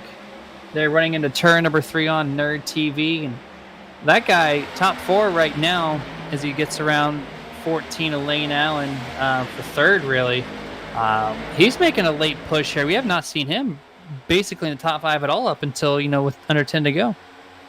Yeah, he's been sitting about top 10, a little bit, 9th and 10th all day. Kind of keeping his eye on his teammate there, James Wallace, because not only are they battling it for Rookie of the Year, they're also battling for the points, because they came off tied. The two teammates there were tied for 3rd in points, and, he's gained a couple spots on them. So these two rookies are making a strong showing this year, not only at the Super Speedway, but at the Speedways as well. So these are two definitely to keep an eye on, especially being teammates, too. They're going to help with that team championship. But it's a great battle between all 4 of these. You have Lane Allen right there with the 33 of Sherwood and the 67 of James Wallace. They're all right there for that spot for top 5. So we got some great battles as Casey McMullen. He's still keeping that gap. He's still got just over a half a second lead, and Richie Coy's trying to catch him if he can, but maintain second. So we're going to see some racing here as we see Ryan Hedrick coming for that second spot. Brian Bliss, I just caught him while you were talking about those guys up front. He was making some ground up and then got loose again. Almost spun it out for 4, but he's still going straight. But right now he's currently running in 10th place, it looks like. But I'm going to cycle back to the leaders here. Yeah, Case McMullen still holding about a 3 to 5 car length advantage, depending on where. Richie Coy getting just once again on the top side of the track. Heavy slide up, and it's going to allow Ryan Hedrick 2nd place right now. That's your new highest running rookie, and his car's been ticking away. He's been catching Casey slowly. He's got 6 laps if he wants to do anything. And after that hiccup there by Richie, he's got nothing in his rearview mirror, so he can only focus, on Casey to see if he can just maybe get up there. Yeah, I mean, we'll gain just a 10th a lap, kind of catch up there. You see Casey trying to break the draft as he's going low to high. But if he can gain a 10th a lap, he needs to do just a little bit more than that if he's going to try to make a run for it. But as we see, he's been pushing through this field. He's trying to make a battle, and then sitting back there fighting for 3rd place. Richie Coy's going high again. I think his tires might have kind of worn out, because we're seeing him got the 33 going on the inside, and on the outside 67 up, put a little block on him. But they're making a run, so there's going to be a battle for that top 5 positions here. But as we come across, he's still got a 6/10 lead over Ryan Hedrick. So Casey's just trying to keep it on cruise control right now in these last 5 laps. Hedrick only gains a half of a 10th there. It's not going to do it if he wants to get up there. So now he has to gain just over a 10th a lap if he wants to successfully get to the back bumper of Case McMullen. And yeah, I think Richie Coy has used his tires up, Kenny. He's getting loose over and over, and those right rears are just not enjoying life right now. And he's searching. He's trying to find the grip lane at the top. He's trying the bottom. He There's just no grip left in those tires, so I would imagine James Wallace is seeing that and trying to get himself All right, man, into the top caution three. is out. As Caution we is have out. a caution on the track for the third time this evening, we're going to try to see where it comes from. It looks like maybe turn number 4 with Jeff Brayton. They're slow on the exit of turn number 4, and yes, entered turn number 3 and just got loose and drilled the outside wall all by himself. And his car was really slow. Oh, we actually had one other car make contact, heavy contact. You'll see that 85 on their of Gil TV. Gawk, it looks like. Yeah, you are absolutely correct. Gil Gawk just came in hard and heavy, and boom. You're going to see that right here on the Nerd TV. We see the 55 up against the wall. Jeff Brayton, and then Gil Gawk coming here trying to avoid and chose the wrong path and slow motion slam right into the driver's side door there. Not, it looked a lot worse than what the damage shows, but man, that's such a heavy impact. I think actually the engine expired on Gil, but man, with under 10 to go, we're going to be like, 4 or 3 laps to go on this restart. It's going to set up for a wild finish. Yeah, and as you see, he just tried to overcorrect it or try to correct it in a little bit of overcorrection there and just put in the wall. And then as he was coming down, he might have been thinking Gil was going to go high, and unfortunately Gil was just coming to that bottom, and that takes him out. But I'm waiting to see what happens here, if anyone's going to come down and try and chance it. I wouldn't be surprised to see Brian Bliss come down after he had a little bit of that sideways of his tires a couple times. I can see him coming down because he's in 10th place, put some new tires on there.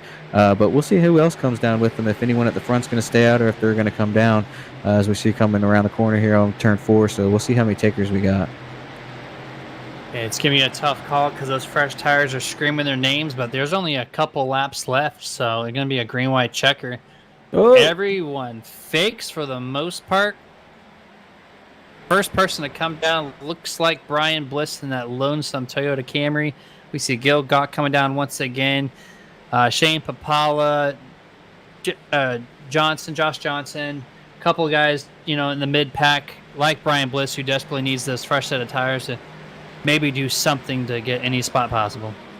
Yeah, there was a little dicey there between Casey and Ryan. They were kind of tricking each other, and I thought we were going to see a caution for a second, just on caution, but they're just playing a little possum. But Brian's going to be one to watch. I mean, I know it's not many laps, and to get to the front, it will be interesting to see what happens, but he's going to be coming with those fresh tires, and he's going to be making his way through. So he came in 10th, and he's going to get some of that damage fixed. I think it's going to put him back in 14th, but we'll see when he files through.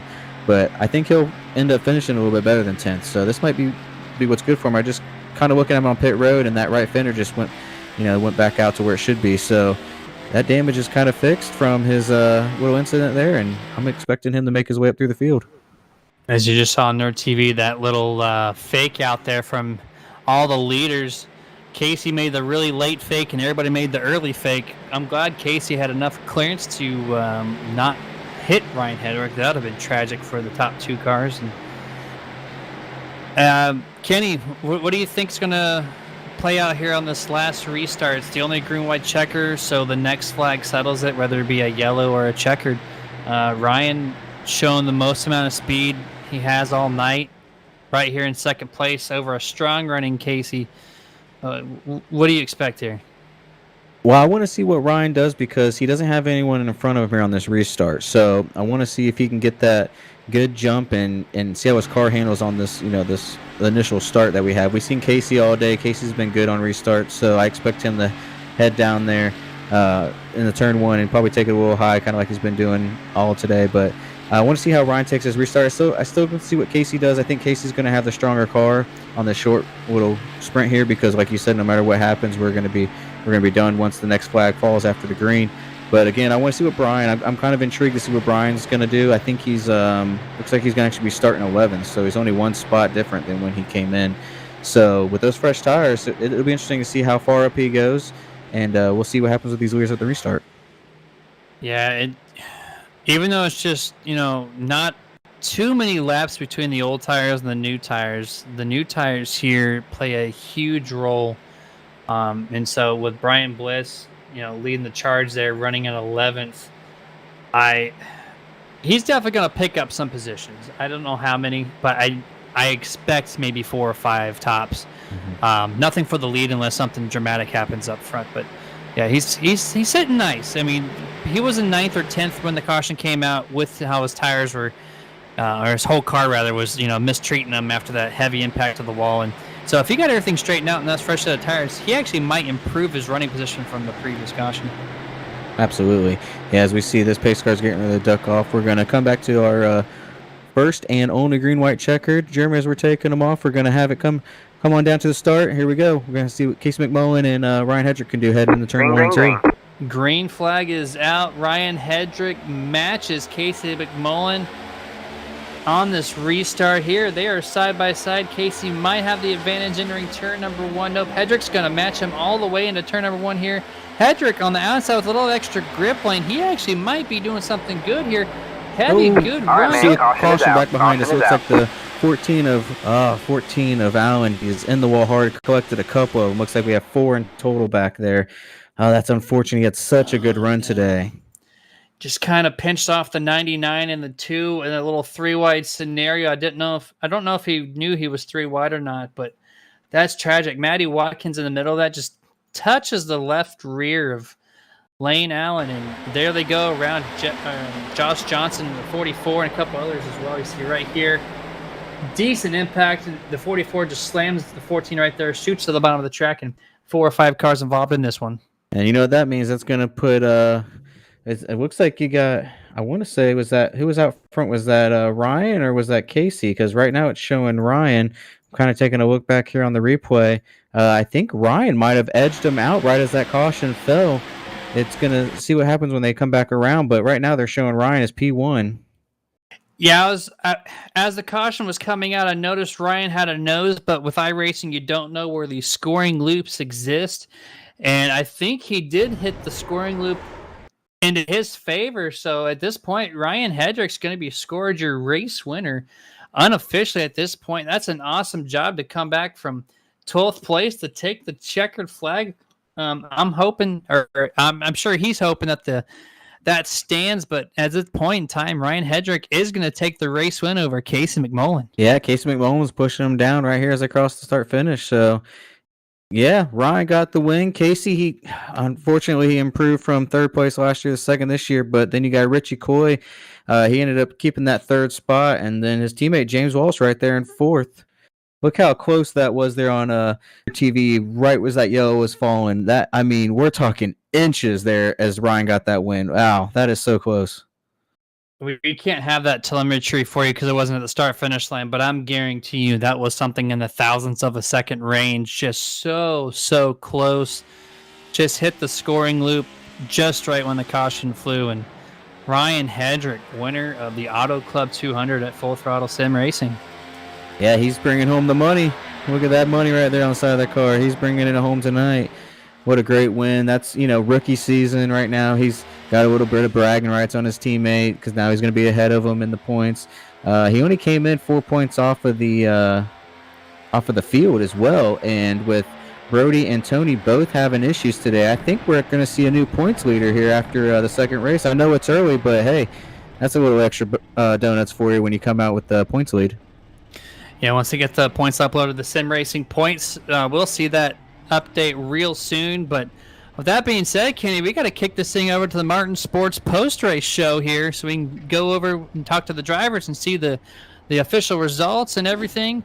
That's going to be presented by Sim Racing Points as well. Ryan Hedrick takes the top spot. Casey McMullen finishes 2nd. Right behind him, 3rd place, Richie Coy. 4th place, James Wallace. 5th place, Sherwood Williford. 6th place, Rob Shoemaker. 7th place, we have Steve Loomis. 8th place, Brian Bliss, who made up 3 spots, I do believe, from that lap and a half of racing. So the fresh tires definitely helped him out there a little bit. And then Kevin Rupert, 9th. Lane Allen in 10th. And then coming in 11th, unfortunate, got caught up in that last caution there is Matty Watkins. 12th place is going to be Josh Allen. 13th is going to be Shane Papala. 14th is going to be Wayne Gracie. 15th is Matthew Geiringer. 16th is Ralph Nolan Jr. 17th is Chris Beck. 18th is Gil Gawk. 19th is Jeff Braden. And round out your top 20 is Brandon Elder. 21st is going to be Brian Dublé. 22nd, Brody Hanna. 23rd, Bobby Rafferty. 24th, Kenneth Schultz. 25th, Chad Lang. 26th, Josh Mayu. 27th, Tony Solari. 28th, Chuck Sweeting. And then Dean Gear rounds out the field in 29th. Now, I do believe we're going to have these drivers here just in a moment to talk to. We're going to make sure everyone's all aligned out of their cars and see if they're up for a quick conversation with us here. As I'm looking through, I do believe we have Richie Coy available. Let's see if we can grab him to have a quick word. Richie Coy, do you have a copy, man? Yeah, man, I'm here. Congratulations on the top 3. You had to work the wheel in the last set of laps there to kind of make it the top 3. Walk us through the last 10 laps or so and how you're able to manage to stay up there in the top 3. Quite honestly, it was a blur. This was one of the hardest races I think in a long time that I've had to run in this sim. They've made this car a real beast to drive, and I was so loose through 3 and 4. I was trying not to wreck, and the guys on that last restart, the outside, I figured if they can stay up there going into 1 and 2, they were going to get a run going down the backstretch. And I got to apologize to James for getting up into him a little bit there coming out of 2. But we'll take a third tonight. Yeah, it seems like we're sitting here talking to you a lot, Richie. And that's always not a bad thing because that means you're finishing up on the podium with us. How do you feel like your restarts were? Do you feel like your car came in right away, or do you think it took a couple laps for you to finally get in the groove and get that thing going?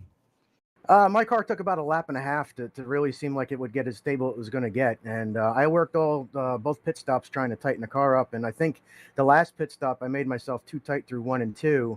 But I was still loose in 3 and 4. But I gave up my advantage in 1 and 2. So, we'll take a podium tonight. Yeah, absolutely. After the late race stuff that happened there to come out with the top 3, excellent job. Congratulations on that once again. You have any shout outs you'd like to give out? Any sponsor shout outs, people watching out there in the world of racing?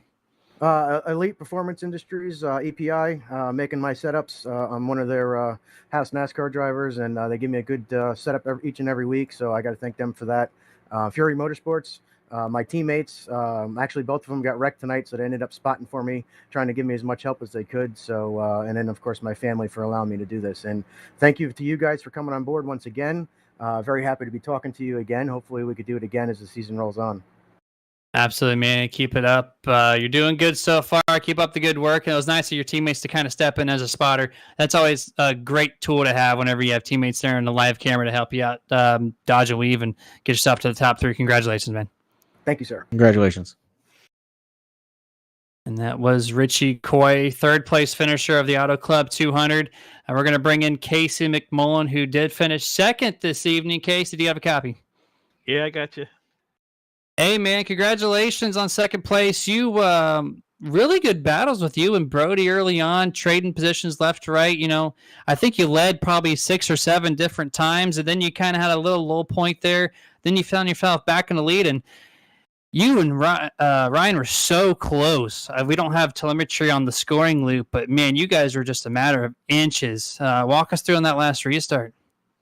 Yeah, I think I short shifted and it gave him a little advantage down the front stretch, and I think that's what really cost me. But I was just taking my time through 1 and 2 to try to make sure I got a good run off, and was going to use the side draft as much as I could, but we just didn't get that shot. So it was a good race. Ryan had a great car. We had a great car. I mean, there was probably 6 or 7 of us just had fire cars. It was just comers and goers. It was just so fun out there tonight.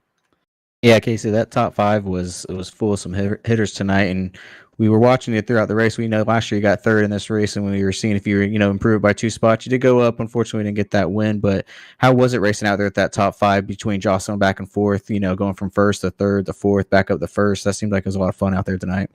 Oh, it was extremely fun. There was times where I was good early on the bottom, and I'd have to work my way up throughout the run, and it was really good on the high side throughout in the late part of the run. The car was just really good. It would come and go. I was kind of saving a little bit just to make sure we made it to the end of the race because we was always battling, and I was just trying to save it for the end of the race. And thought we were gonna have it there, and that caution came out. Ryan was coming regardless, but I think I might have had a chance to hold him off. But it was just a really fun race tonight. Yeah, during the long green flag runs, your car did seem to you played patience well. You kind of let everyone do their thing, and then I noticed your car was probably the fastest car on the track. Halfway through that field run. So if it would have stayed green, it might have been a little different. We might have been talking to you in first place, but nonetheless, it was oh so close. Once again, congratulations on your second place finish. Shout out to anyone in the sim racing world that's currently watching you, or just sponsors in general. Yeah, Blackwater Products USA, Steve Barry, my teammates who make this possible, because without them, I would never be competitive. So, wife, the kids, and God, thank you. Yes, sir. That was second place finisher Casey McMullen. Go ahead, enjoy the rest of your night, man. Celebrate with your teammates. Congratulations, guys. Thank you. All right, that leaves no one else but first place Ryan Hedrick. We just pulled him in. Ryan, you got a copy? Yes, I do. How you guys doing? We're doing excellent up here. Appreciate that. Where did you come from? You started 12th. You kind of hung back mid-pack, and then the last 20 or 30 laps, you kind of just showed your face, and then at the end, you put yourself where it counted, and just by a matter of inches, you found victory lane, man. Walk us through the last couple of restarts and how you found yourself in first. Yeah, we knew coming in that we had a decent long run car, and that huge wind that we saw in practice going into 3 was really going to kind of affect the car's handling. We were kind of set up to be on a rail, and that wind kind of threw everything off for us. But as we kind of let the race play out, things started coming to. We made a couple adjustments in the garage, and I mean the set was on point. It was awesome. The last restart was pretty nuts. Just trying to keep even with them, not too even, and it ended up working out. I not sure if we were running a different gear than a lot of the people this week that we saw kind of in NIS and such, but we really would get a good run on restarts through 1 and 2. I never would have expected that it would have come out and gave me the W though. Yeah, Ryan, we could see that long run that you had going on there. I think right coming to the end, if we didn't have that caution, I think you're going to make a run for it there. But still got it. You got to show the money. You see the draft fantasy there. Got the money on the side, so that's awesome. It was a great run, and I think coming out here, I think you're going to be the rookie points leader, but I think you're going to be the overall points leader. So it was a heck of a run today, and congratulations on the win. I appreciate it. It's been a group effort with the Boomerang boys. James has been throwing some sets up, really learning some stuff, and it's been all on point. So we're excited to see what the future brings us. 2 rookies kind of showing the way for everybody else out there. Congratulations again on your first place finish. Do you have any quick shout outs or anyone watching out in the sim racing world that you want to shout out to? Yeah, I just want to thank you guys for throwing this on, and shout out the rocket ship that James put in. We all put some time in on it as far as testing and whatnot. I'm too dumb to actually figure a set out that's actually going to set up out that's going to actually work. But it's been a good start to the season. We hope to keep the momentum rolling. I'm terrible at making it on myself, but yeah, hopefully that momentum does continue to grow in your favor. 2 excellent finishes to start off the season. Congratulations once again, man. All right, thank you. Congratulations. And that was your race winner, Ryan Hedrick. 2 for 2 on different winners this season. Hopefully that kind of storyline continues. It's good to see first-time winners out there, especially in the rookie world out there. Kenny, overall thoughts of tonight's race? And it was great racing. It definitely performed like we were thinking. Not many cautions out there. A lot of green flag runs. Had to see those green flag pit stops. There wasn't too many battles of big groups. It was kind of that top group of 5 or 6 that we were kind of watching. But there was little groups out there that was racing. But with just so many grooves on this track and so many ways that you can go high to low, added in together, dive bombs, things like that. It just makes such an exciting racetrack. And we got to see it tonight with these, and there's a great group of guys that are racing in this league too. So that also adds to it when you got a great group of drivers. You just get great races out of it. Yeah, great races with excellent talent out there, and the new car too, performing really well. We saw a lot of good racing at Daytona. Ticket to California, a whole nother beast where you haven't seen much kind of testing at all, and these cars performed well too. Overall, just excited about the product and everything, and I want to kick it over to our sponsors who, without them, we're not here doing this for you at Nerd TV and at Full Throttle Sim Racing. And Full Throttle Sim Racing been around since 2006, 16 years in the making. As you're seeing it live now for 2 weeks or so with me and Kenny here, just excellent drivers. The respect level is out of this world. It's just an amazing place to go to race. They have 5 different series spread across 5 different nights. Please check them out. www.ftsr.net. I got that link correct the first time. Excellent series. You got short track, intermediate, long tracks. You know what? They got it all. Sim Racing Points, the official presenting series sponsor of the truck series that you're going to see with me and Kenny again on Wednesday night, 9 p.m. Central on Nerd TV as well. It's an all-inclusive league points management system that allows league owners and administrators the ability to completely track their league statistics and points and upload them with a single click, which they, I think, have done so, if not are going to be doing so really soon, as soon as they get everything finalized with that finishing order, with the caution being out. But completely customizable widgets for your websites, a lot of different tools. Check them out in all their pricing packages, simracingpoints.com. Then we have Martin Sports at martinsports906.com. The sim gloves of all of sim racing. If any league you go to, you're probably going to see a Martin Sports glove set on one of these drivers out here. Customizable shirts, hoodies, hats, you name it, they got it. Great apparel company, quick turnaround time, fastest in the business, some say. Use code SUPERNERD for 25% off of your entire cart at checkout. It's a pretty awesome discount for a good product, so please go check them out. martinsports906.com.